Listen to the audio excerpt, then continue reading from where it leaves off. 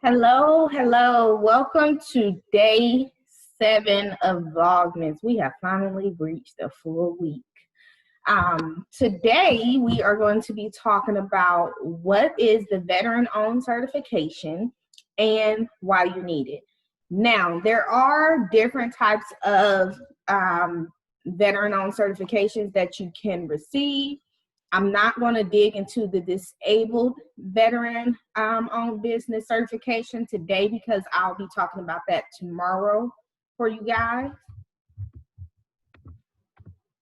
So don't worry about that. We will dig deep into it, but just not today. Today we're going to focus solely on the veteran-owned certification. So first and foremost, I absolutely love veterans. I initially wanted to join the military, but the issue I had was they didn't allow at the time women to be tankers. And I felt like if I can't go in and do exactly what it is that I want to do within the military and serve the purpose that I want to serve, it just wasn't meant for me to join. So here I am. But I kind of feel like with the work that I do now, I still get to interact with the military. So I do love that. And I think veterans sometimes don't realize the opportunities that they have for themselves. And sometimes they don't realize it just because they don't even know that they have those opportunities, or they don't know how to take advantage of those opportunities, which leads us up to the veteran-owned certifications. You will be surprised how many veterans own businesses, but they don't have this certification, or they don't have the disabled veteran certification. So if you are a vet, you do want to get the certification for you and your business. So like I stated, there are different types. So there are different types of certifications that you can get as a veteran. One of them is the Small Business Administrative 8A, which is the Services Disabled Veteran-Owned certification for veterans. Then you have the Veteran-Owned Small Business, which is the one that we're digging into today. You also have just the General Service Disabled Vet certification, and then you have the Certified Veteran Enterprise certification. So what does it take to get the certification? When it comes to the veteran-owned certification, you do have to first, before you even get to the actual certification part or the certification application, you do have to go through the verification process, which in that process, they're just, as it says, they're verifying that you were in the military. They're verifying that, you served within the military. They're verifying that you have your paperwork, right? So they're basically, it's just making sure you're who you say you are, basically. You served in the military. And what it is they're just going to ask you a series of questions. And at the end, once you answer those questions, it's going to give you some results at the end of that verification process that lets you know, hey, go ahead, continue, you're ready to apply for your certification. Or it's going to outline some things that you kind of need to work on, or that you need to gather, or some documentation that you still need to get in order to move forward with applying for the certification. So that's why I personally like the verification process. A lot of people don't, but I kind of feel like it's that extra step to help you, like, hey, you're either ready or you're not. And if you're not, here's how you can get ready. So that's kind of why I like that process, because of any problems that arise within that verification process, they help you and they show you how to fix those issues. Now, of course, when you work with someone like me who's a certification specialist and you have me doing your certification for you, then those are things that I help you on. But if you're someone who's doing it on your own, they kind of give you a little detail about what you need to fix in order for you to get that certification.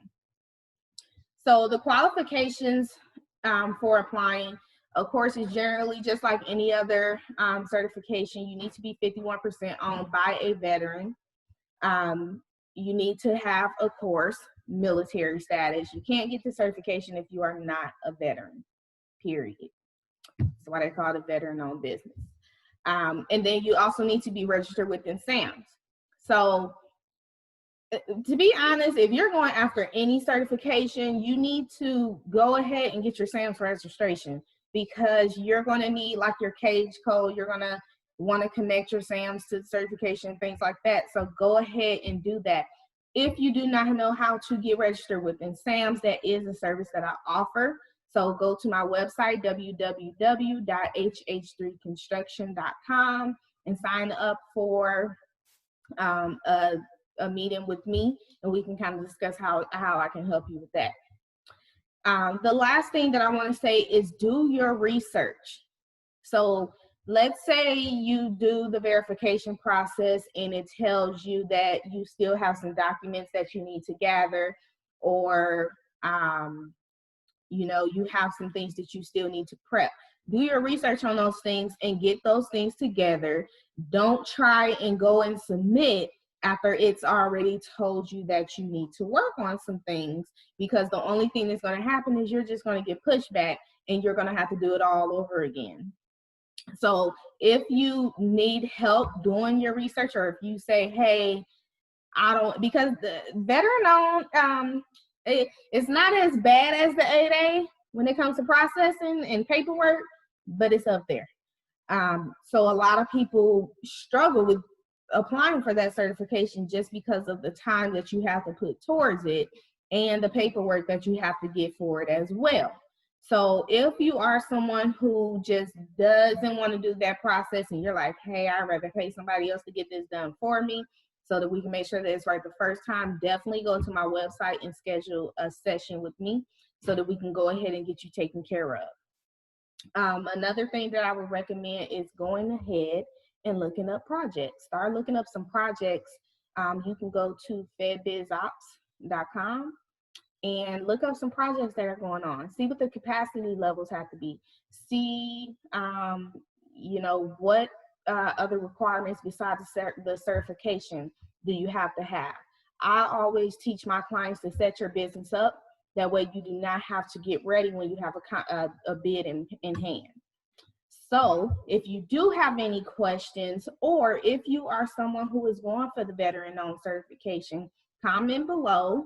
I'd like to know, you know, what branch did you serve in? Me personally, I'm an Army brat, so my dad was military, so he was in the Army. So comment and let me know, what branch did you serve in? You know, are you looking to go and get your certification? So again, I will see you guys tomorrow. Tomorrow we're going to dig a little deeper into the disadvantaged, services disabled vet certification. So we'll be digging into that tomorrow. And the next day we'll be talking about Hub, I believe.